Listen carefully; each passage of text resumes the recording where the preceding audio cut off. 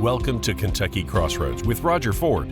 Here, you'll find a lively discussion about the issues, unique communities, and fascinating people from across the Bluegrass State. Each week, we'll discuss our history and culture, as well as explore the unique places that make Kentucky so special.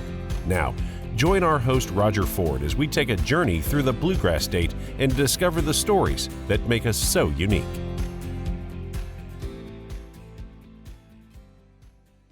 Okay, welcome to this edition of Kentucky Crossroads. I have with me today Andrew Cooperrider. Definitely has the longest name on the ballot this coming May in the Republican primary, and he is a candidate for treasurer. And just a brief introduction about Andrew. He is a Christian. He's a family man. Importantly, he's a small business owner with multiple companies. A lot of conservatives, a lot of people in Republican circles know Andrew through his political activism. And I first became familiar with Andrew during the pandemic when he stood up to overreach with his coffee shop Brewed in Lexington, and when he took on the mandates that were being imposed on businesses and churches. And in fact, Andrew, I think I bought a couple of your sweatshirts at the time to help and come by your coffee shop. I think on the weekend that they were forcing you to close. Sure. So I've always admired you for standing up for that, and because I think that that was needed at the time. There was a lot of hysteria and a lot of things that we still haven't gotten over. Because of that, obviously, financially and economically, and not only Kentucky, but in other, in the country as a whole. And I applaud anybody that will draw the line against a government overreach in that. So with that, I will kick it off, I guess, with the fact that you are a candidate running for state treasurer. And I guess the first question is this your first? This is not your first election, but this is your second run at an office. And the fact is, you've never held elected office. Is that correct? Yes. And I think that's a major selling point of why you should vote for me. But no, yeah, I've never held elected office before. I ran for state senate last year in the 22nd district. We did pretty good. I hold an unfortunate record of the most amount of money ever spent against somebody in a primary. The quote unquote establishment, whatever you want to call it, in that primary spent $625,000 in that primary against me. We still did pretty good. We still took 45% of the vote, which is respectable. And really that was because they districted me into that race. I was running in an open seat. They districted me into that because they didn't want me running in the open seat because they ran some polls, figured out I was winning that. And so they redistricted me. And I don't know if they just thought it was going to be a pushover or not, but I started running. We ran hard. They realized that they were in a lot of trouble, and they just started dumping a lot of money because, frankly, and I think that kind of pushback speaks to why people should really understand that when I say I'm going to do something, I'm going to do it. I have a track record of doing it. They spend so much money because when I sit there and say, look, I'm going to fight against this overspending, this overtaxation, I'm going to fight for the people, the conservatives, to be represented and push back against anybody. I don't care what party they're in, because what it comes down to is right is right, wrong is wrong. And I'm going to stand for what's right. We've lost what our founders believed in, and I'm going to stand up for that. And they know when I say that, I'm being honest, and they know I'm going to do it. And they've seen enough from me through my activism to know that I do understand how politics works, and I understand how to get some things done in order to accomplish these goals. Yeah. So I guess that comes to the next point in this. So you've never ran for office. So what motivated you or made you decide to become active in Republican conservative politics? What was the moment? The Well, thing. it was about 4 days after I stayed open. 3 or 4 days. So what had happened is to remind some of your listeners that maybe don't remember. This was in November of 2020, and Bashir decided to put in a second round of business shutdowns, lockdowns, and things. We attempted to fly under the radar, but continue to operate in a way that, we thought was okay. But the health department came in a few days in and said, "Hey, you can't be operating this way. You got to completely shut down. Here's what you have to do." And we said, "Look, we're going to lose our business. We've worked very hard to get to this point, and my family has sacrificed everything else. We're going to lose not just, we had other businesses too that were also taking hits, and we're just financially not in a good spot." And so I said, "I can't afford to close. I'm not closing. I'm not going to do it." And I remember I specifically asked the health department, "What happens if I keep operating? What happens?" So he goes, "Well, I'm putting this closed sign on the door." And I go, "And what happens when I tear it down and I continue to serve coffee?" And he said, "Well, we'll see what the police have to say about that." And the police actually didn't even show up. So they were like, "No, we don't want any part of that. Let's leave that guy to his business. That sounds like a civil issue to us." And so, I'm staying open, I'm operating. And, honestly, we're doing it for me. We're doing it for our family. I think it's wrong. I think what was going on was wrong. I think we were violating the constitutional rights of a lot of people. But I was doing it because our family was going to lose everything, and I wasn't going to take that lying down. And about 3 days in, a woman came up to me and started talking to me about how, she pulled me aside. I was like working. We were really busy. And so I was in a rush. And so she pulled me aside though, said, "Hey, I just want to tell you that my son would have been so proud of what you've done here. And you're an inspiration, really proud of it." And she kept talking and she kept talking about her son in the past tense. And I asked her, I said, "Why, what happened with your son?" And she said, "Well, I believe she said about a week or two ago, he committed suicide. He was 16 years old. We didn't realize that the lockdowns and the mandates not being able to go to school was causing as much mental turmoil on him as it was. And he took his own life." And in that moment, I realized that so often people in government, they love to sit there and talk about the things that they accomplish. They love to put forward these policies. They put these happy faces on it, but they never see the ramifications for their actions. In that case, Bashir not seeing the ramifications for closing down these schools, that kids were committing suicide and having these mental health issues. And, my parents will tell you, I was in 3 fights growing up in school, and it was always when I was defending somebody else. And so there's just something about me that when I see and I recognize a great misdeed, I see people being treated unfairly, I have a big problem with that.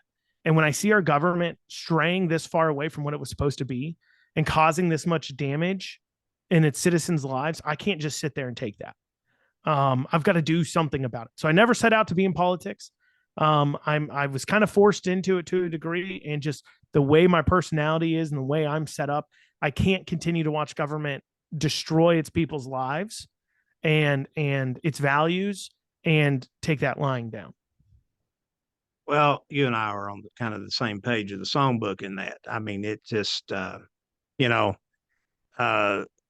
my opinion, there was a great overreach in that period, fed by a frenzy. I'm not saying that COVID is, the virus is not real. That's why you don't think it's real. Yeah, it's real. But you know what? So's the flu. So's all these other things. In the short term, we didn't know a lot about this. Mm-hmm. But well, it was clear when you look at it, it's about control. When you have, my coffee shop served mainly people 30 and under because, I'm in Lexington, college town. And when you look at 30 and under at the time had 3 deaths in the entire state from COVID. 30 and under, 3 deaths, entire state. But yet I had to shut down. But you could, at the same time my coffee shop was closed, go to the historical horse racing slot machines at Red Mile and gamble. Yeah. And when you look at the demographic for who was out there, I shot a video where we went out there to prove they were open and I was playing the slots there on video. When you look out there, I'm going to be honest, there's a lot of gray on those slots. The main demographic in those casinos, 55 and over. And when you look at the numbers they were putting out, who was dying from COVID? 55 and over. So if it's about saying we need to protect the vulnerable, we need to slow the spread, all these other things, why are you literally not shutting down the place that is attracting in mainly people at risk, while you're shutting down the mom and pop shops that are attracting in the people who are least at risk? Well, let me share a story with you from 2020, since we're in 2020. You know, we went to Europe. My wife and I did back late October, early November of 2019. I laughed. I thought we brought it back with us. We came back. We were already reading reports in Europe of this, seeing things on the news and so forth. But anyway, so we get back, by January it starts, February, March, we're kicking into high gear. So we're sitting here in Pikeville, Kentucky, basically, everybody was saying, you just need to shut yourself in. It was, none of this makes sense to me. I'm not a scientist, but I read myself into things. If I don't know something, I'm going to go read about it. My wife's a psychologist. She has a better understanding of medicine than I do, but none of this made logical sense. So you know what we did? We said, forget it. I'm not sitting in Kentucky. He was telling us we couldn't leave the state. We couldn't do this. We couldn't do that. The governor was doing that. And I just said, we're renting a car and we're getting out of Dodge. And we literally drove over 1/4 of the country the summer, June of the pandemic. We left Pikeville. We drove all the way out to Wyoming, all that. And when you got out there to where they really love freedom, they have political contests out there are not between Democrats and Republicans in Wyoming. That's between Democrat or Republicans and libertarians. They have those battles. And this is truly the live free or die, and don't tread, and your flag back there, don't tread on me. And we get out there, they have the Black Hills Roundup Rodeo right around the 4th of July every year. And all these things. And they were just going back because they had Republican governors that were basically saying, go about your business and do what you think is right for you. Yeah. Kind of the American way. Right. There was no government mandates of shutting things down or anything like that from the Governor Kristi Noem or the governor in Wyoming. She was actually at the rodeo. There was nobody wearing masks. There were 4,000 or 5,000 people at this thing. Everybody was out there right on top of each other. And it showed me the problems we've got in this country. There's things like this do different things to different people. And I just saw a whole different world than what we were seeing in Kentucky and elsewhere, right? That's right in front of us. Mm-hmm. And it just was a real eye opener. Is these people were living their lives and they were very skeptical and they were just going about their business. There were people getting sick.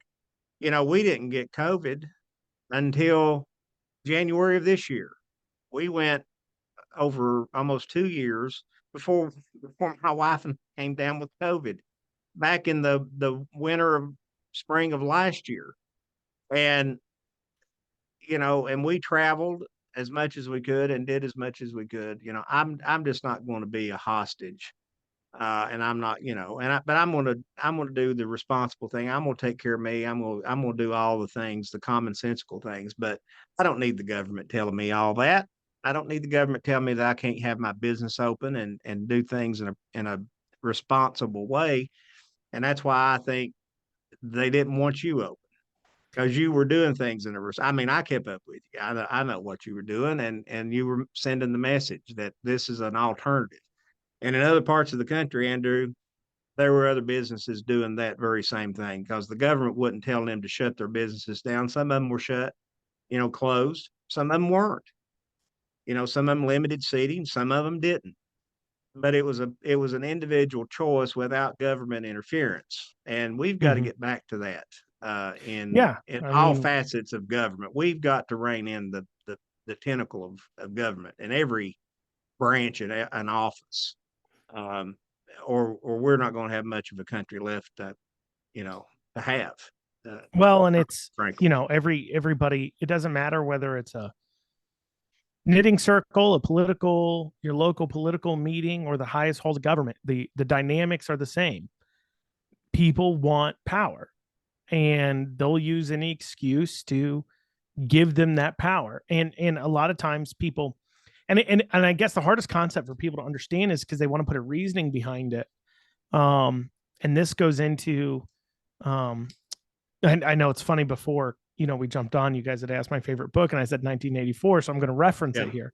This goes to 1984, and if you remember from the book, there's this scene, or the movie. I haven't actually seen the movie, but there's this. It's not. It doesn't do the book justice. It doesn't. Okay, no, I don't know if this is in the movie then, but it's in the book where he's being like reprogrammed, and he's asking the question, like, why does the political party do all these things? Why do they seize power, keep the endless wars going? Why do they do all these things? And they said, for power. And he's like, but power to do what? And he goes, power for the sake of power. We don't care what we're doing with it. We just want power for the sake of power. And that's the hardest thing, I think, for people to wrap their minds around, is that they just want power for the sake of power. They want to tell others what to do. And in a way, I just want the power to be able to live my life how I want to. That's the power I'm seeking.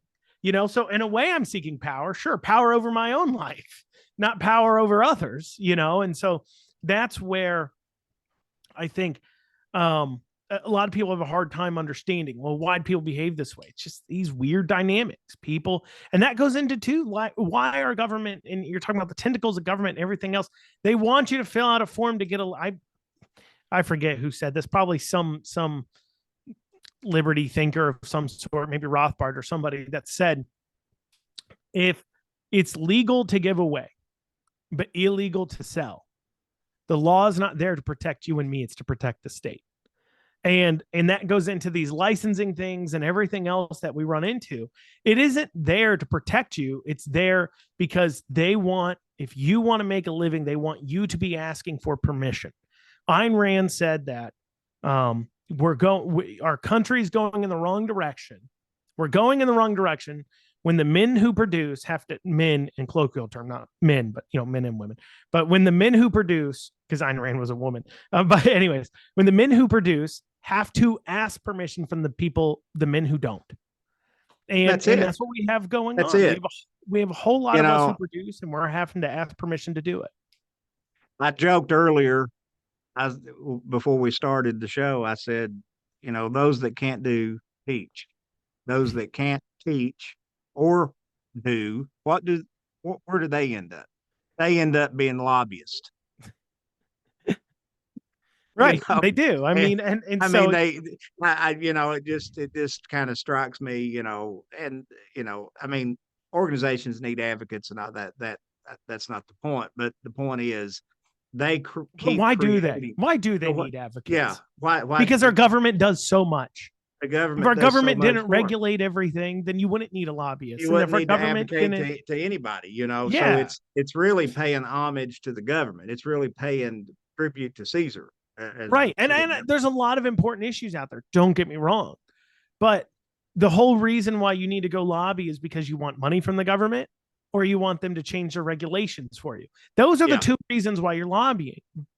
And so if the government wasn't handing out money to just whatever strikes their fancy, and if they weren't regulating things they don't need to be regulating, well, we wouldn't really need lobbyists then. Not at all, right? Because there wouldn't be any reason to have to lobby to get money. I mean, that's right. Or to get preferential treatment in the preferential law. I always tell this story to people when we were talking on the subject of lobbyists. Do you know why? So I don't know if you know this, but in the state of Kentucky, actually in the nation, about 25% of the hemp grown has to be burned because it goes over a 0.3% THC level. Yeah.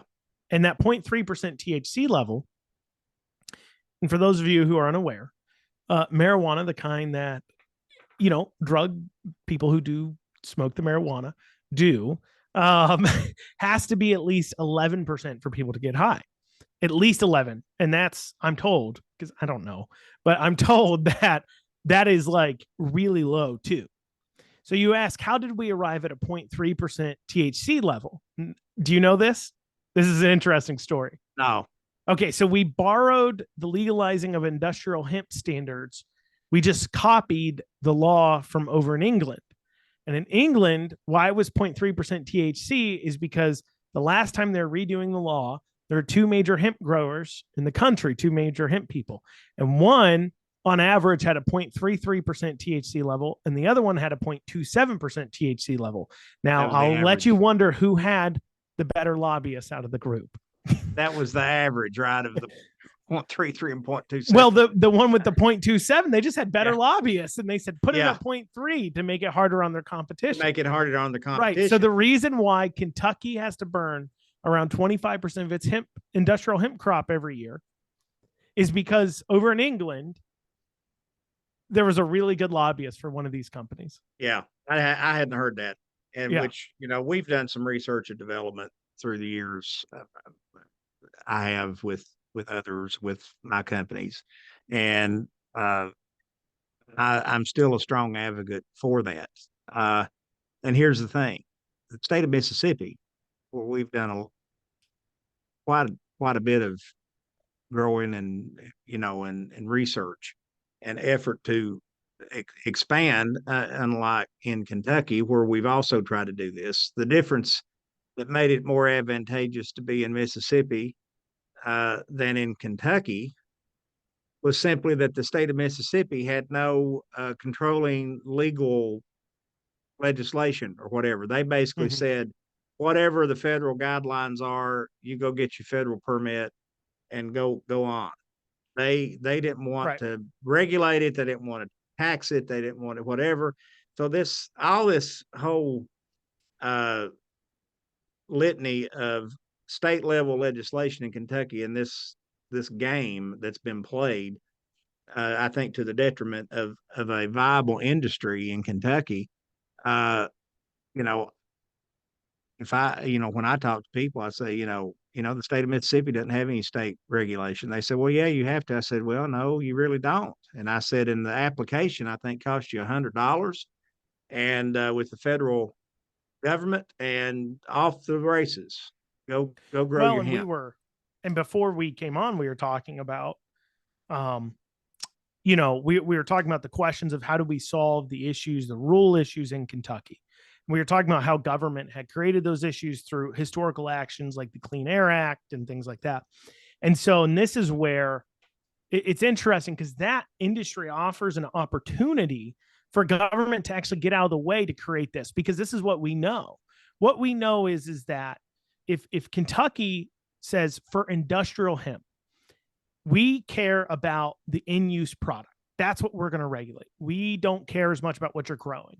And so suddenly now, I'm not talking about legalizing recreational. That's a different conversation. I'm talking about industrial hemp. Okay. Yeah. Suddenly now, if you're going to grow hemp, you're going to do it in Kentucky.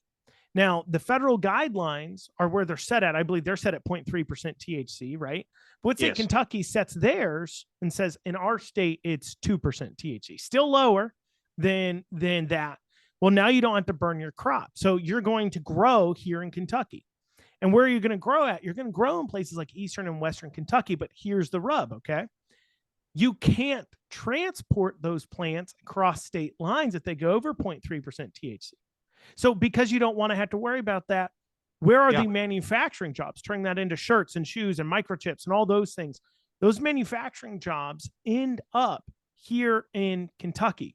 And you can transport those finished products across state lines. And then where do those jobs actually end up regionally in Kentucky? Well, your choice is you got to transport 10 trucks of hemp in order to make one truckload of product. Well, you're not going to, if you've got to drive across the roads out in Eastern Kentucky or Western Kentucky, you're not going to transport it very far. No, and you don't want to you want to transport one truck, not 10. So you're going to put the manufacturing there in Eastern and Western Kentucky as well. That's and exactly it's an right. opportunity for government to get out of the way, to allow economic development to happen on its own, instead of the government having to come in and say, we're going to spend $410 million of your tax dollars and give it to some private company in hopes that they build a business out here. I've not went through that process in couple of three years in Kentucky to get a permit to grow or process. It just, to me, it wasn't worth it economically for what we were looking at doing, because we're looking to use hemp for energy, for right, to do, which doesn't matter about the and this is the other problem. If it's for an industrial use where you're not consuming that, why does it matter what the THC level is?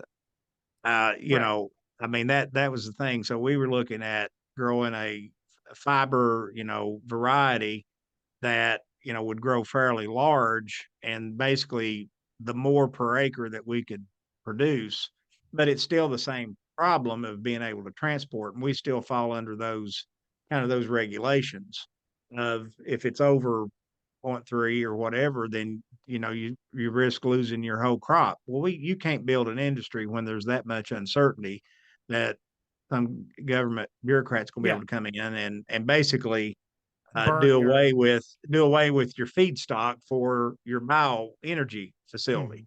But the price of the permits just became too much. Oh, it's astronomical. It is. It's as a barrier to keep people out of the market for well-connected companies.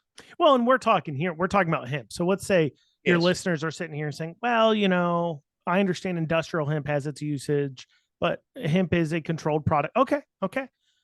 In the state of Kentucky, you have to have a special permit to sell eggs. It's called an egg handler's license, not just a normal license like you do to sell all other foods, but you need a special license just to sell eggs. And it's like, it's ridiculous. It's what is the point of and you do business in multiple states. I do business in multiple states. I'm going to make a statement. Let's see if you agree with me. Kentucky is one of, if not the worst state in the country to do business in. It consistently ranked, and it is. It is. Even though logistically, being where we're at, situated, bordering 7 states, we ought to be in a far better position. Oh, we have the Mississippi River, Ohio River. We're bordering a lot of major states. We have more water. We have more waterways than California or wherever. When you take it all in, we're bordered all our northern border, most of our western border. Low cost of living. I mean, there's lots of upside to that, and we need policy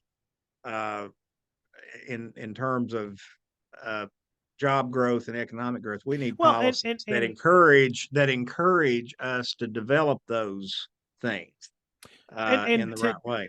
Well, and to give your listeners an idea of what we mean by policies, so I own one of my companies that I own does online business, and it's based out of another state, because anytime you can do something out of another state, sometimes you do it here in Kentucky if you can get away with it. And the other day I had gotten in a check from someplace or something, and I needed to deposit it, or I forget how this happened. But anyways, turns out I was in bad standing with the state that the company's based out of. And I didn't file like my yearly report or something random, right? Simple, normal stuff that and I know happens all the time. So I call up. Well, here, let me rewind. I had this same issue with one of my Kentucky LLCs a few months prior. And I needed to just file. It's $120 fee and a form, right? Yeah. And so I call up the state of Kentucky, the LLET tax. That's what it's called. And so I call up the state of Kentucky to pay it. And I saw him in bad standing, Secretary of State's office. So I called Secretary of State, say, hey, well, correction, hold on. Bad standing on Secretary of State's office, but there's another website called the One Stop, the Business One Stop in Kentucky. And those two websites don't communicate. So the website I log into once a month to file my taxes and everything else shows I'm in good standing with this company. But the Secretary Yes. of State's website shows I'm not. So I call the Secretary of State and say, hey, I'm showing in good standing on One Stop, not with you. Who's correct? They said, well, we're right. They're wrong.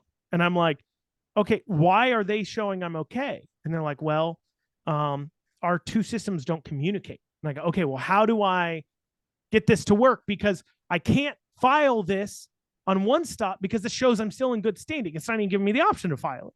And they're like, well, you got to call the Department of Revenue. So I call the Department of Revenue. It takes me weeks on hold.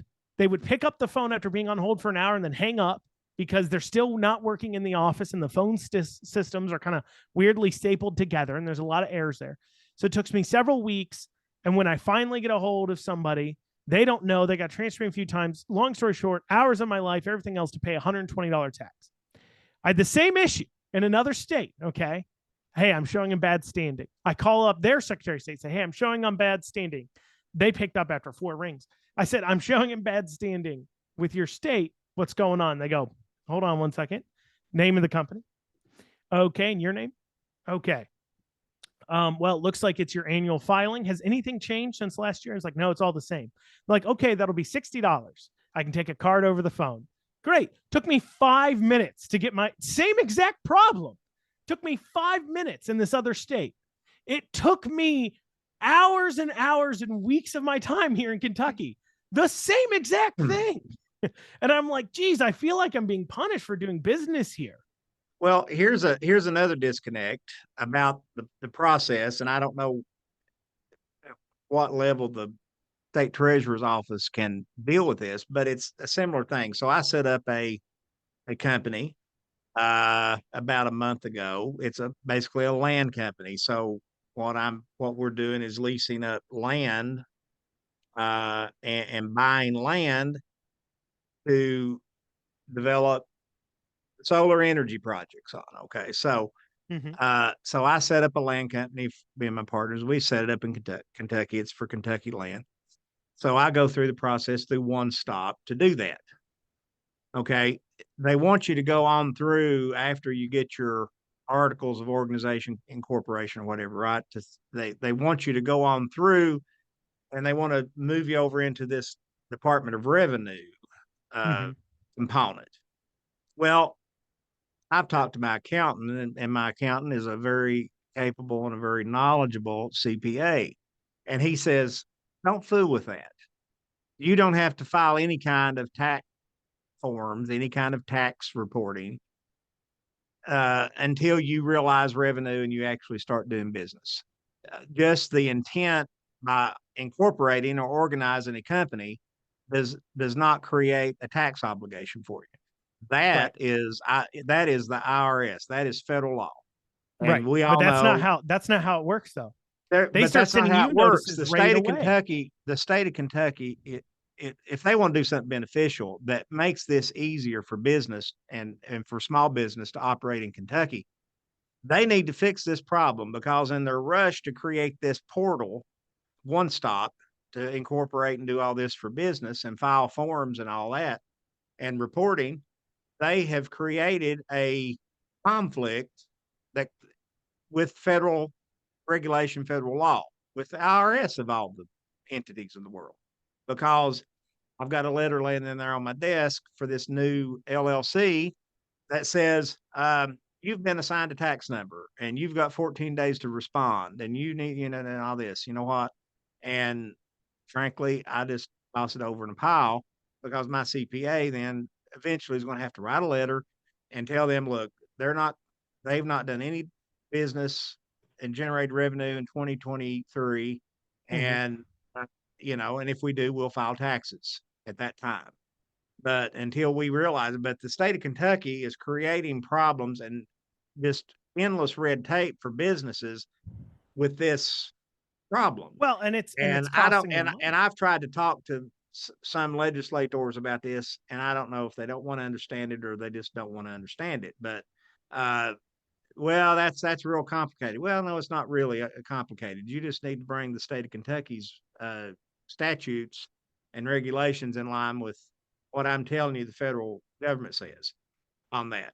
And it will save business a lot of heartache and a lot of aggravation and a lot of wasted time and money fixing that problem, you know? Well, it So also too is robbing of revenue. I mean, when it's so difficult just to get everything right. So, like, let's say you are an individual who would say you're knitting scarves to sell on Etsy. Until you're realizing $5,000 or so in net revenue, mhm, it's costing you money to do business and to file and do all these things in Kentucky. The cost of the yearly license, the cost of the CPA to navigate it all, the cost of getting everything lined out, the articles and everything else, the cost of filing these taxes, and then the cost of collecting up the sales tax and paying, all these costs, your local licenses and everything else. I mean, the local schools here charge me a special tax for having an LLC registered in Lexington. I mean, it's ridiculous. And yeah, you sit there and you're like, this ain't worth it compared to you could collect your 6% sales tax off that 5,000 or 10,000 or what have you. So these businesses, they're not filing properly because it's so darn difficult, not because they're criminal, not because they don't want to, but because it's so difficult. And unless you've owned a business, unless you, and you're hitting on these legislators that don't understand it, it's because they've never had to deal with this. They have yeah, no idea. They're not no, business owners. They want, and we were talking about this before we came on the podcast. We have a whole lot of people talking about how to create economic opportunity for Kentuckians that they themselves have never created economic opportunity for anybody. We who have started businesses and created jobs and things like that understand what goes into creating economic opportunity. And it's not by the government handing out millions of dollars. And it's not by preferential legislative treatment on regulations. It is by getting out of the way of the people and allowing them to thrive. Something, by the way, that our Republican Party platform believes in when we state that we, as Republicans, are supposed to recognize that government doesn't create economic opportunity, but can only stifle it. that's right. I mean, anytime the government gets into the middle of a transaction, there's going to be a cost to pay for that. Yeah, there's a cost, and who pays for it is the consumer. I mean, it's a little disingenuous. Not that I'm actually necessarily against the process, but I love how, they told people, oh, we expanded out our taxing categories for this. They're adding on, those sales tax categories. And they're like, but the consumer won't feel the price. Well, a lot of where they added on the taxes was B2B services, things like marketing. Like if you want to go get a billboard in Lexington, busy place, that's $5,000 a month. You're now paying a 6% sales tax. What's disingenuous is that businesses, they're not paying that tax. They're passing that cost on to the consumer. It's going to be passed on just like any fee. There's going to be a calculation that shifts that. Right. So, there for a while, when the price I remember back when George W. Bush was president and we had that spike in fuel, around 2004, 2005 in that period of time. And people were complaining about the cost of fuel. I said, well, there's like 47 cents of that is the government. Mm-hmm. No, it's not. I said, you'll be surprised at how much of that gallon of gasoline is a government tax or fee.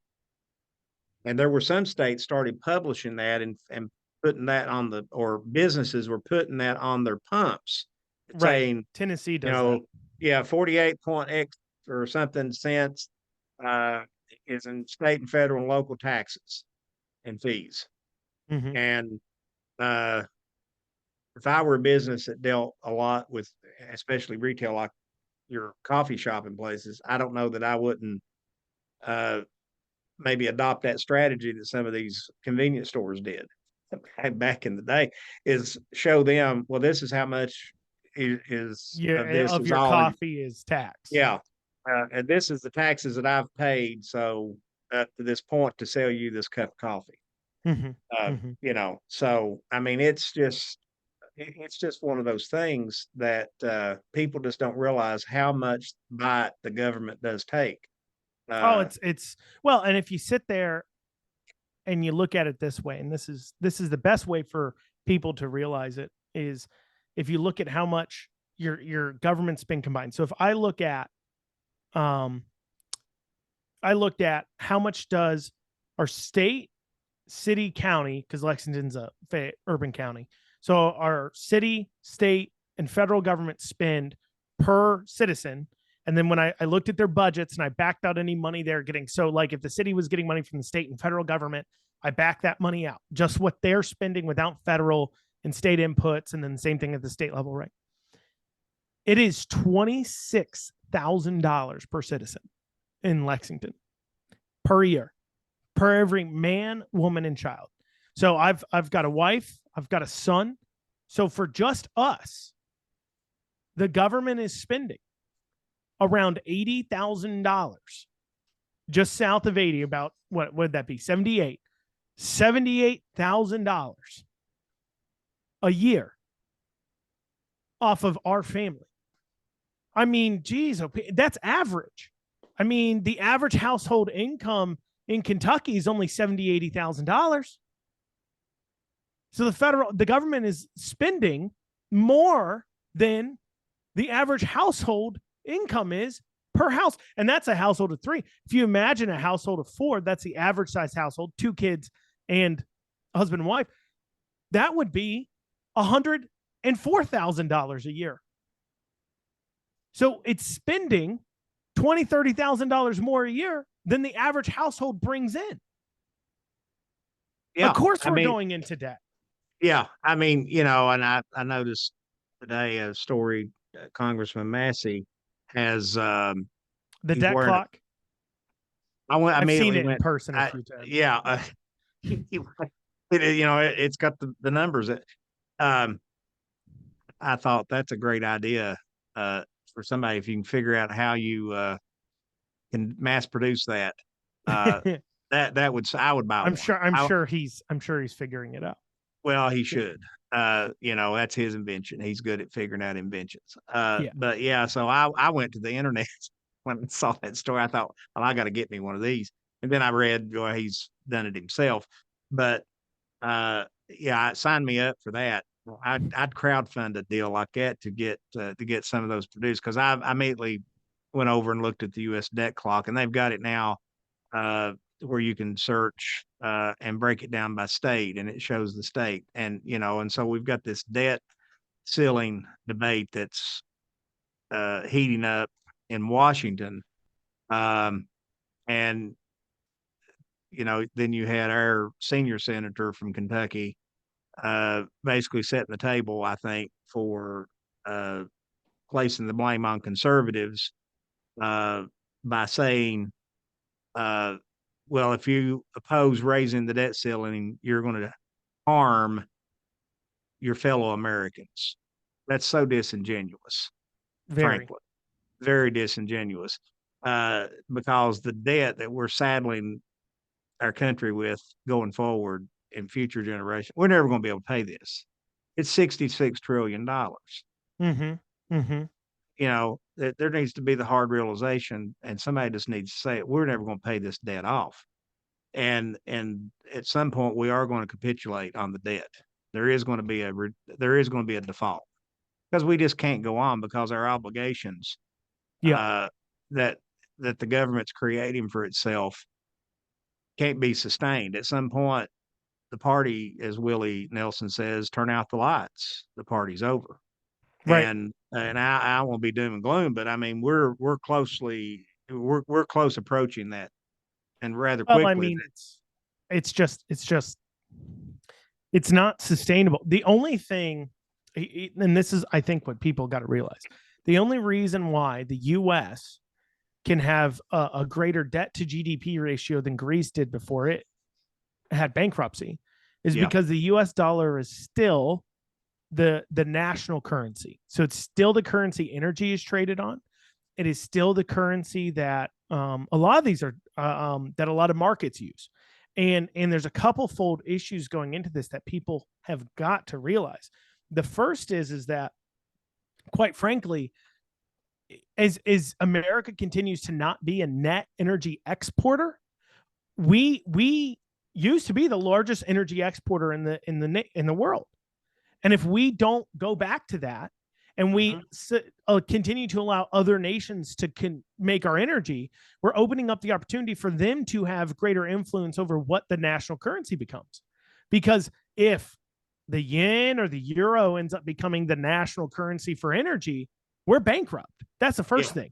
And the other thing people got to realize is the other reason why, the only reason why the yen and everything else hasn't become, and I'm going to go way off into the weeds here. Okay. So excuse me, but people have to understand how China is funding itself. Okay. Because China economically is in actually a horrible position. How does it fund itself? Well, what China does is they list these Chinese companies on our stock exchange. These companies are not real. They do not exist. They have an address and the books are made up. And the reason why this is legal is because the SEC has zero jurisdiction over in China. Zero. And so what happens is these companies get listed onto our stock exchange. Okay. The books are cooked. Everybody knows the books are cooked. The hedge funds love them because they know they can buy a newly listed Chinese company. And for the next 4 to 5 years, they know it's going to continue to increase in stock value because they're going to continue to release fake financials that show an increase. Then after about 4 or 5 years, you need to dump that stock because they're going to bankrupt the company. And then they just keep doing this with a new company. Okay. And so you got to sell that off and then they create a new company. There's this documentary all about, I think it's called The China Hustle. And people should watch this documentary. They had and sorry, I know I'm going off to the weeds. It has nothing to do with the state treasurer's race, but it's important to understand our financial systems. They had a investigative reporter over in China, and they had a bunch of investors in America. So this investigative reporter watched about 10 companies, and he'd watch what they were doing, right? And he's like, I'm seeing a few employees and 1 truck a day come through this factory gates. There's no way this is enough activity to justify that amount of revenue. And then the investors would call, say, hey, we want to come inspect the facility. We want to do a major stock buy. Can we come out and look at what's going on? Before they came out and visit, the investigative reporter watching the factories would watch them truck in employees, and they would dump employees off. And then on that day, they'd be running trucks through there like crazy. They would just manufacture the occurrence. And think about this, and it makes them a lot. This is how they fund themselves, because you are offering a stock that is being purchased. And for those of you who don't realize how that works, the IPO, the initial offering of stock, that is just revenue coming into whatever company's offering the stock. So they'll offer 10% of their company as a stock, and then whatever that buys at, they get that money into the company. Okay. And then they'll release better books, stock prices rises. They'll release 10% at a time or so. And then that money comes in. And then after they've kind of released as much as, 80%, they bankrupt the company. Point being is that, or if somebody starts to grab up too much of the stock, so they got to worry about the shareholders being aware of too much. Anyway, so that's what they do. And as long as they're allowed to do that, China will never call in its debt, because when you're trading on the stock market, what they're getting back is US dollars. They then use those US dollars, because that's a national currency, unlike the yen, to buy the raw materials they need to continue to build their cities, their infrastructure, fund their things. They're doing that new Silk Road initiative, so on and so forth. However, there's going to come a point where China's going to say, okay, we don't need that US dollar anymore because we're strong enough on our own. And when that comes, they will dump their US debt and destroy our currency in the process.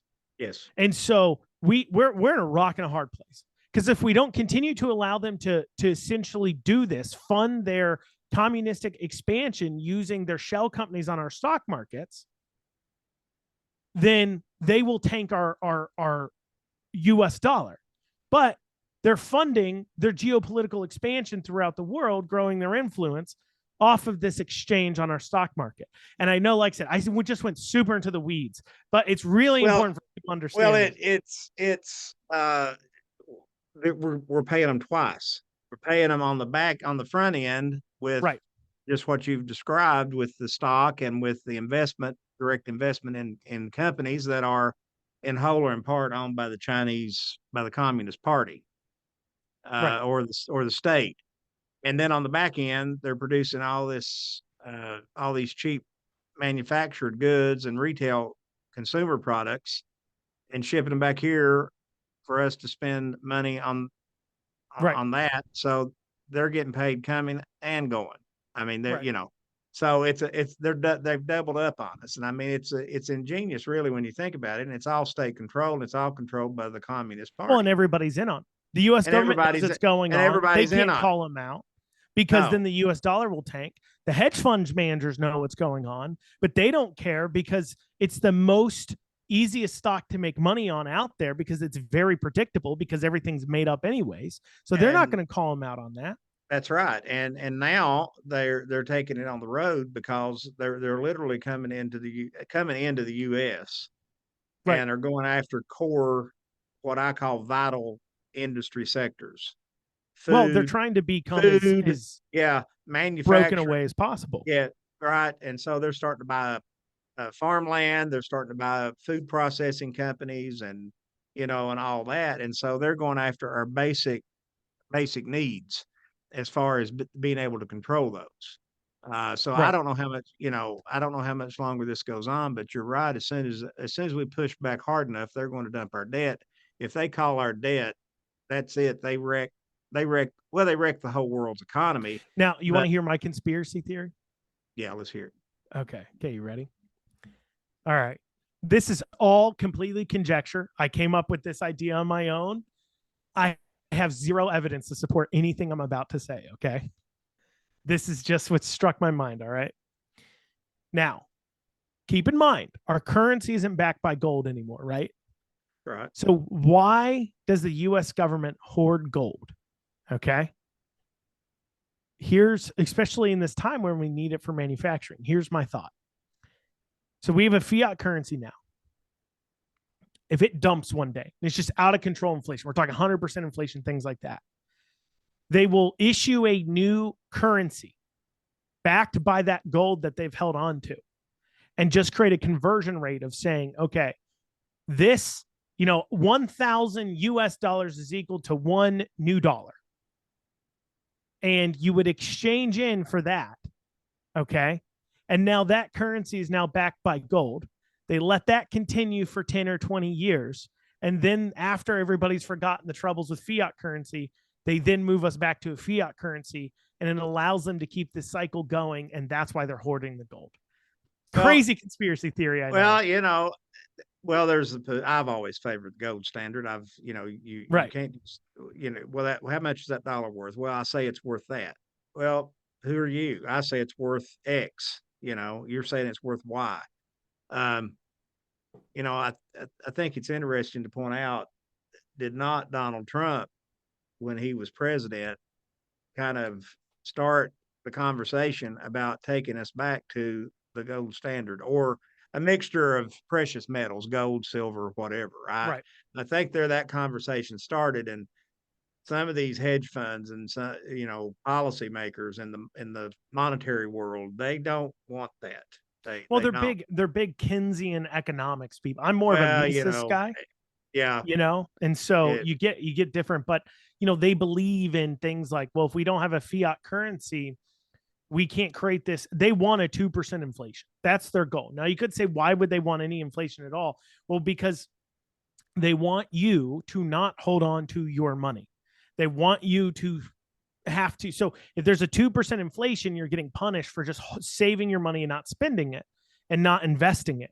And so they wanted 2% inflation to force you to have to adopt things like 401ks and investment funds. Because if you don't, by the time you retire, you're losing 2% every year on your dollar. You're going to not have, you've got to invest it. You have to. And so they wanted to force people to invest. I mean, this goes back way into the 1930s after the stock market crash. 401ks were not originally invented as a retirement tool. They were actually invented as a way to get the common man to put dollars on the market, because the more rich elitists, whatever you want to call it, but the people who are doing well off, they weren't trusting the stock market.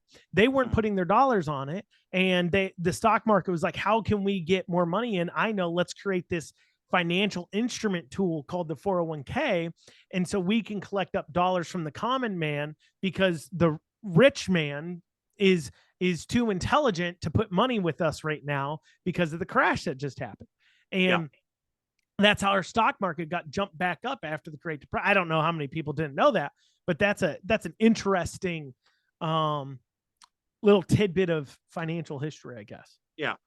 Well, let's segue this back to the office of I know. Treasurer. Sorry, we just went way off. And Hey, if I did anything just there, I established that I know a thing or two about financial. Well, it's always good to have that knowledge. I mean, and to be able to understand it. There needs to be practical education in as kids are growing up in this type of thing. Right. But how can, I guess, what can the state treasurer do in all this? What role do you see the state treasurer's office playing in, I guess, educating or promoting or discussing these types of things? I guess beyond that, what do you think that office can do? Yeah. So, the office, a lot of people don't know what the office is even supposed to do. And so first, I think it's best to describe what the state treasurer does. So the state treasurer is there to ensure that your money is spent both legally and constitutionally.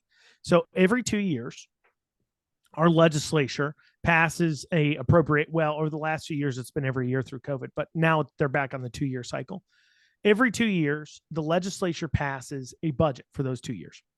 And what they do is they don't pass like a line by line item. You will spend $5 on pencils. You will spend, they just pass and say, here's an overall budget for this department. Here's a budget for this department. Here's a budget for, and then it's up to the governor or whoever he puts in place, or the ag commissioner, if that's under his realm, to decide, or her realm to put in place, or so on and so forth. So it is the treasurer's role that when they're issuing paychecks, payment for contracts, materials, supplies, those kinds of things, that they're looking at the appropriations budget from the legislature and ensuring that that money has actually been appropriated. So basically, it ensures that everybody stays on budget. That's the spending it legally side of things. There's some other times where the legislature, because it has the power of the purse strings, will put in place certain laws, and I'll get to that in a second. But for an example would be, the legislature put in its last budget that Bashir could not expend more than $5,000 enforcing COVID mandates. Something that right now, in my case, I'm still in court with him. He spent way more than $5,000 just in my case since that law is passed. But yet he's still doing it. Technically, the treasurer should shut that down, but that's a different conversation. But so that's the legal aspect. But then there's also a constitutional aspect, ensuring that our money is spent constitutionally. Now, this is a point of some contention with people because it's never been done before. We've never seen a treasurer say, that is a constitutional violation. I've taken an oath to protect and defend the Constitution. I will not sign that check. You're going to have to sue me to get a court order to issue that check, because we need to figure out where that's constitutional. An example might be if Kentucky passes a red flag gun law. I personally believe red flag gun laws are extremely unconstitutional. There's due process concerns there. There's an awful lot of, I don't even understand what court that would fall in. Couldn't be criminal. You're not charged with a crime. Couldn't be civil because, well, nobody's charging you with damages. And for those of you who don't know what red flag laws are, that is where anybody can just say, hey, I think that guy should have his guns taken away because he seems like he might be dangerous. You didn't commit a crime. You haven't been diagnosed with anything. You aren't holding guns illegally, but just a judge, the way these are set up, a judge can randomly just on their opinion, keep in mind, these are lawyers, not mental health professionals at all. But anyways, a judge can just on their opinion be like, we need to take away that guy's guns. And so, and they target veterans. And they do target veterans with this oftentimes. Yeah. And we saw this in a recent bill about veterans being able to have their guns taken away. And so if that law passes in Kentucky, quote unquote, theoretically, we'll see, a treasurer can say, I'm not going to write any checks for this enforcement, and you're going to have to sue me in court. And we can now have a hearing over whether or not this spending is constitutional. Now, this has never been done before in the treasurer's office. Now, based upon the powers afforded to the treasurer in the Constitution, based upon the statutory powers of the treasurer, based upon the fact they take an oath to the Constitution, based upon the fact nobody disagrees that the treasurer is to ensure that money is spent legally, And what is the Constitution but a document higher than even law? So if they're empowered to ensure money spent legally, they should be empowered to make sure money is spent constitutionally. Now, as I've talked about this idea more on the campaign trail, it's caught on. In fact, our current treasurer, Allison Ball, has started to say this same thing, ensuring money is spent legally and constitutionally correct. Because as I started to talk about it, some legal experts started to look at it and realized Andrew's right. The treasurer can actually be a constitutional check in the more literal sense if they're willing to use that power of the office. So I always describe to people statutorily, what the treasurer can do, it can't start anything, but it can stop some things. Now, let's understand that there's constitutional spending and then there's spending that's just wrong. So for an example, our state government spends millions upon millions of dollars pushing forward this diversity, equity, inclusion, critical race theory, gender theory BS. They spend millions of dollars on it. And I'll tell you where to go look at some of that funding here in a second. I'll give you an example. Our state dollars fund a LGBTQ choir called the Voices of Kentuckiana in Louisville. That stated purpose is to, through song, inform the public about how LGBTQ issues and things like that. And our tax dollars are funding that. And so though I disagree with that spending, I would struggle to see there's maybe some constitutional arguments you could make, civil rights laws and things, to say, look, that's not a legal expenditure. But without the legislature passing a law saying you can't spend money on that, the treasurer can't do much statutorily. However, what they can do is call out that spending. And this is really what I would love to see the treasurer's office do, and the direction I want to take it in that's never been done before, is that the treasurer has that nuts and bolts access to the state budget. And with that, they can seek out and find places where our money's being blown on things it just shouldn't be blown on. And this can look like spending on social programs, but also anybody who's been around government knows this. There's this use it or lose it mentality. When you're coming up on the end of the fiscal year, you spend a lot of money because if you don't spend it, they're going to subtract it out of your budget. It's very wasteful. And we've seen it happen a lot of times. Yeah. And so what I envision happening with the treasurer's office is every 2 years, when they're making their budget, they're looking at the treasurer's report on where they've noticed wasteful spending. And to give you an idea of what this report would look like, I've created one for this past year. That's all real spending, real things we found just based upon publicly available information. I just know where to look to find some of these things, and we found it. And listeners can go to Andrew, the number 4ky.com/waste. That's Andrew 4, the number 4, Andrew4ky.com/waste. And you can check out that report that details over 600 million of taxpayer dollars just being blown in the state of Kentucky. And you can see the different things are being called on. But the point being is that, so let's say one of the things being called out is, the Board of Education has spent right around about $4.5 million on diversity, equity, and inclusion assessments. That's a giant waste of money. And so when they're coming in and the BOE's coming in, the Board of Education's coming in saying, we need $100 million more in our next budget. Well, the state legislature, instead of giving them $100 million, can say, well, it actually looks like you've been wasting $10 million on, or $5 million on this, $5 million on that, whatever it may be. So what we're actually going to do, we're going to cut your budget by this amount, because not only do you not need the $100 million, apparently you've got all this money just below. So we're going to cut it off, because at the end of the day, the problem is, even if we have a Republican governor, there are tons of liberal bureaucrats that use our tax dollars to forward these ideas. And the only way we're going to get this to stop wasting it, whether that is by doing this use it or lose it thing where they purchase tons of items they don't need. And there's some other ways this looks at office space we don't need that we're holding on to, vehicles we don't need. I was told the other day by some people involved with fleet management in the state of Kentucky's, the state vehicle fleet. They have vehicles that haven't moved in 2 years sitting in their lots because people aren't back in the office. They're not driving around still from COVID.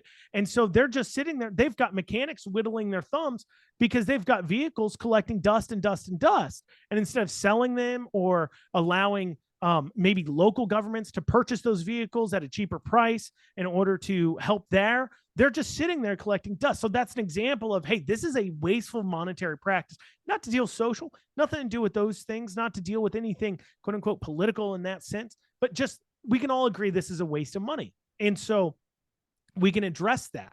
And if they know they're going to get shellacked, if they know that if I blow this $100 million on this item, that is going to get taken out of my budget next year. If it gets found out by the state treasurer, they start to be their own check. They know they're going to get, if they get caught doing something wrong, they're going to get punished. So it's the best deterrent to stop them from doing it in the first place. And that's really what I think the treasurer's office can uniquely do with its access to the budget, its positioning, that no other office can do, that's never been done before, that actually can be a catalyst of real change in Kentucky, real conservative change, real change with our state government, where it's getting out of the way of its people. It's not sucking up our dollars like a giant leech, where we can actually start to get some conservative fiscal policies in place. I think that's great. I really do. I mean, that's sort of what Rand Paul does, right? Well, he releases a report. Yeah, he does release a report, but we need to do something with that information, not just. Well, that's it. You point it out, but then you have to act on it.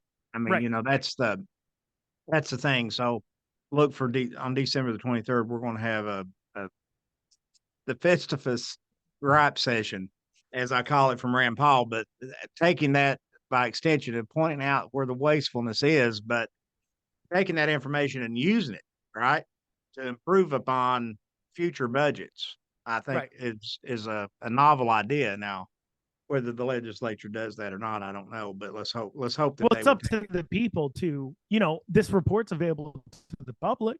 And so it's up for the people to turn to their legislators and say, look, you can cut spending. Here's where you can cut it at. And if the legislators do what they say they're going to do, they say they're small government. And this is what's very frustrating to me, is the Republicans that we see, a lot of them that we see currently elected, will say, I'm a small government Republican. But then they'll turn around and talk about how the government needs more revenues and how we can't cut spending. Or worse yet, as we see in our budgets year after year after year, an increase in spending. And so small government means less government spending. So if you're going to sit there and say, I'm a small government Republican, and then turn around and say, but the state government needs more revenues. So are you saying that you think the state government isn't big enough now? Well, and here's the thing.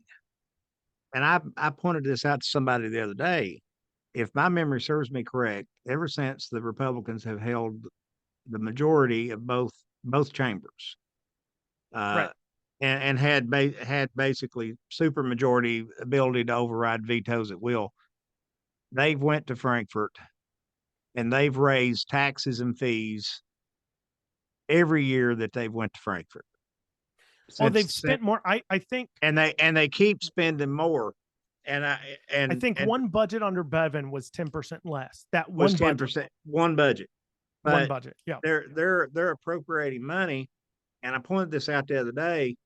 I think when Bevin left office, we had a rainy day fund of 25 million or something like that.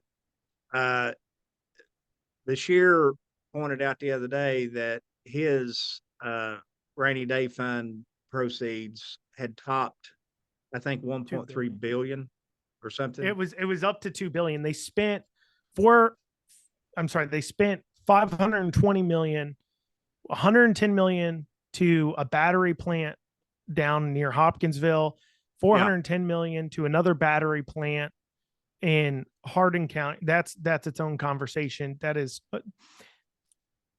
I'm not talking about the battery plant itself, but the way that vote took place is absolutely one of the worst travesties of government. But, and then also they spent some out of that for Eastern and Western Kentucky. So at one point it was over 2 billion. Yeah, for the disaster relief for the tornadoes down Western Kentucky and for the flooding that happened up here in Eastern Kentucky. You want to hear what I would have done with it? Yeah. I would have paid off the road fund debt, because 30% of our road fund dollars every year are going to servicing debt. And if we could pay that off, the road fund would have 30% more money without having to raise a single tax. But think about, we have enough. Sense. Well, yeah, I mean, pay your bills down when you can. Right. But think about the rainy day fund. And look, I'm all about putting money back for bad day. I mean, which is what that fund is for. Right. But to see in less than 4 years that he's been able to increase the rainy day fund from 120 some million to almost 3 billion, more or less. That Right. is a substantial increase in revenue, meaning that there's far more money coming in than is going out. But our Well, it's the COVID dollars from the federal government. All that. I mean, we need to account for all that, and the way we account for that is that we cut spending and give tax relief to people in Kentucky, businesses and individuals in Kentucky. Right. I think we've got enough in that rainy day fund. I think, I've always been an advocate for eliminating the motor vehicle tax, the ad valorem tax on motor vehicles, which is crazy, by the way. In the process for that, I sold a vehicle to a friend of mine back here a couple of years ago, and we went down to the clerk's office to transfer the title. And I'll tell you what I sold it to him for. I sold it to him for $500. I just didn't need the vehicle, and he wanted to buy it, and he's a friend of mine. And I said, well, I'll sell it to you for $500. And I said, but look, it's got some mechanical problems. It's got some body issues, damage, right? I said, you know what you're getting, but yeah, $500, because you're going to have to do a little fix up. So we went down to do that. Well, the girl looks up the VIN number and says, well, you can't sell him that for $500. You can't sell that vehicle to him for $500. You have to sell it to him for what is basically the fair market value of that vehicle. And they've got that built in, obviously, into their system. And where it's this in is like state good law. condition. Yeah. Well, basically, Kelly Blue Book is what they're basing it on. Yeah. And in good condition, too. Not just, well, yeah. It doesn't take into account the fact that it is not in working condition when you sold it. It would run, and and there's all that, but it had some problems that needed fixed. But right there again, the government gets into the middle of a transaction between two people, and I'm sure it's well intentioned, whatever that intention is, I don't know, but I guess to keep people from lowballing cars on the price. But I want to sell this car for this amount of money, and the buyer wants to buy it for that amount of money, and then the government comes in and says, "Oh, wait a minute, you can't sell it for that. Well, and you have to sell it for this." Now, I didn't get that. I didn't get the money. That's not what the point is. But the point is, they assigned a value to that vehicle based on some hypothetical out here in a book. Well, think about property tax. Property tax is the same way. That's a hypothetical. They pull a number out of the air based on this hypothetical. And what's crazier is there's been court cases that people have won where they will purchase a house and they purchase it for this price, and then the property tax comes in and it's much higher, and they'll win in court saying it's not worth that. If it was, that's what I would have paid for it. I just bought it. And that's the situation with this, is that they basically bumped the value of that vehicle up to right about $15,000 or $17,000. Well, they know that the cost of taking them to court far exceeds. Well, they know the tax would be. Yeah, they know that you're not going to sue them. So, so I basically got the $500, but my friend ended up with a tax ticket in that transfer of like $800 and some dollars. I think before that it was more than he paid for the vehicle. More than he paid for the vehicle, and he's going to be every year going to get a motor vehicle card, to relicense that vehicle as long as he continues to own it and drive it. And I seen him just the other day; he's still driving it. He uses it to, just to run around town and go to work. But at the end of it, he's being unfairly penalized and has to bear a burden on a vehicle that is not worth what the government says that vehicle is worth. And that to me is very arbitrary, and that's really none of the government's business. It ought to be based on what you're paying for it as a transaction. It's a sale. There should be a 6%, sales tax or whatever the sales tax is on that. and a flat fee. Well, it's kind of crazy to pay sales. You don't normally pay sales tax when it's just two people doing small trade anyways. Yeah, right. I'm not a car dealer. I don't have an auto dealer. Like if you sell me a dresser out of your home, it's not like you have to charge me 6% sales tax. Some of these folks would, they want to tax that transaction. They want to make everybody pay that sales tax. I mean, there's that argument out there. Well, they're a bunch of communists. Yeah, but I mean, it's just crazy, that kind of thing. That's like these PayPal, eBay selling and all that. They're wanting to tax all that. That's anything over $600. I mean, that's crazy. But yeah, so that's just an example of problems in the government process of transferring a title of a vehicle, and them coming in and arbitrarily saying, well, that vehicle is not worth that. It's worth what we say it's worth, and we're going to tax you based on what we say it's worth. There's no science to that. There's nothing based in any kind of fair economics about that in my book. No. And so those are the things that I think what you're saying can be pointed out by the state treasurer. And there's policies like that. And at the end of the day too, if we're to be honest here, and we talked about this before we came on, the way we need constitutional changes to our state constitution in the way we tax to allow counties and cities to stand on their own. And quite frankly, and I understand why. I mean, let me ask you, would you trust our current Republican even leadership to take on that task? No. And neither will the average voter. And these changes are much needed, but they're not trusted to do it. And we need a state treasurer who can come in, not only point out, be able to get things done in the legislature through processes of working with citizens, but then also can say, hey, look, we need to fix this. Here's what we need to do. And if we do it this way, you can trust the process.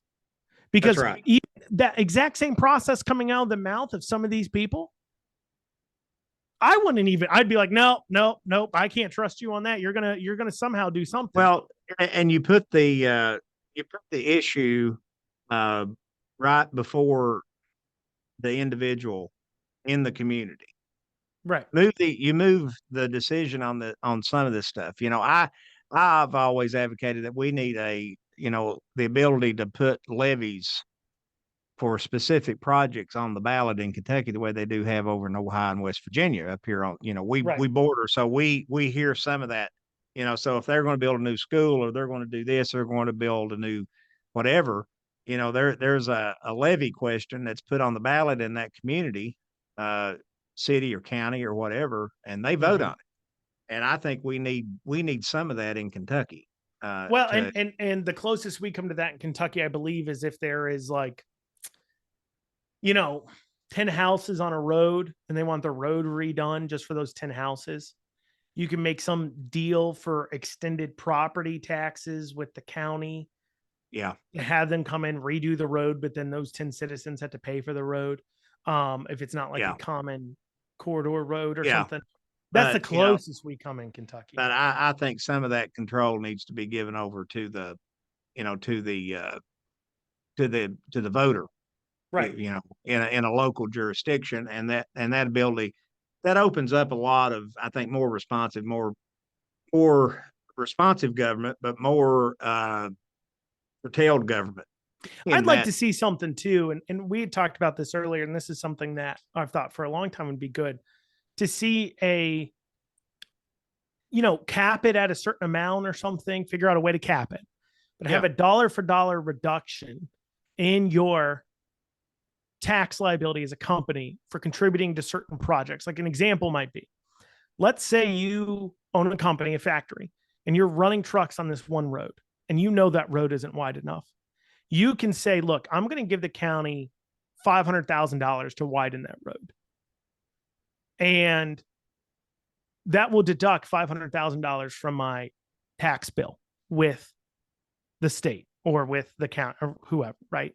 So we get a $500,000 credit, and I'm going to give $500,000 to the county to widen this road. And that would be something where, okay, if the judge executive and the magistrates approve that as something that they can contribute to, or maybe there's several companies in that area that want to give money for this road project, and it's a approved project by the judge executive and the magistrates, they approve it. These companies can contribute to it and then get a tax credit for that contribution.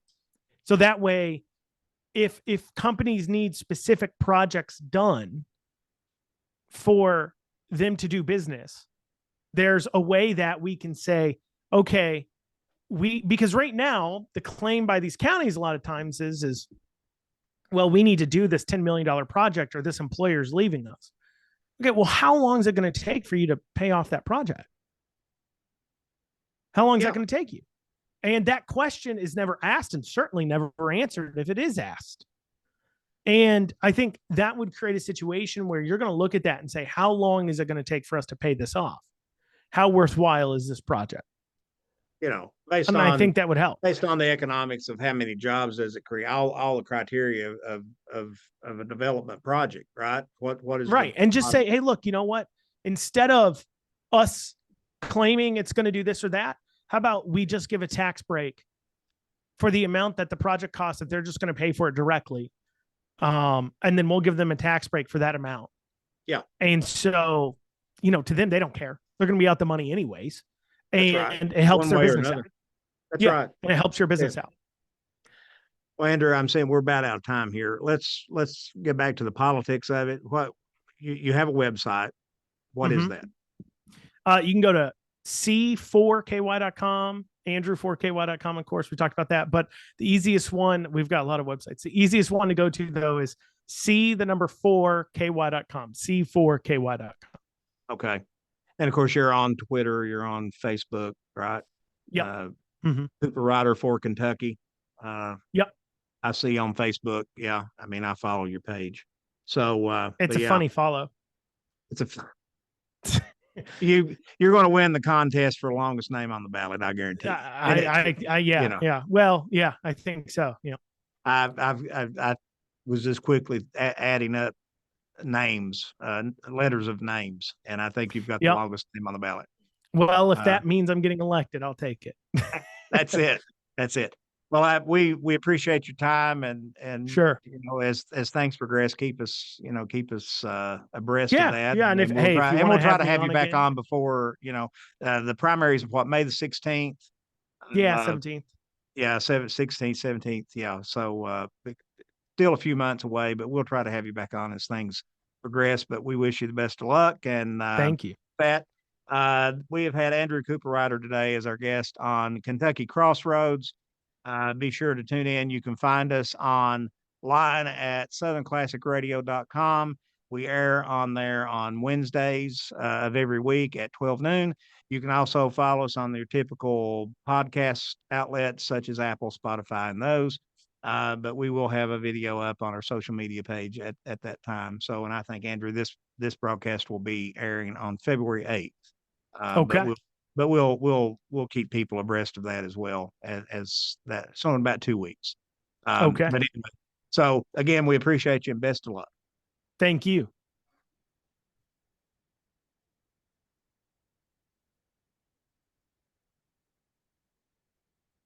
You've been listening to Kentucky Crossroads with Roger Ford. Be sure to join us for our next weekly episode where we'll discuss the issues, history, and culture that makes Kentucky such a unique place in our country. Kentucky Crossroads is broadcast on Southern Classic Radio each week and is available on YouTube, Apple, Spotify, and other podcast platforms. Thanks for listening.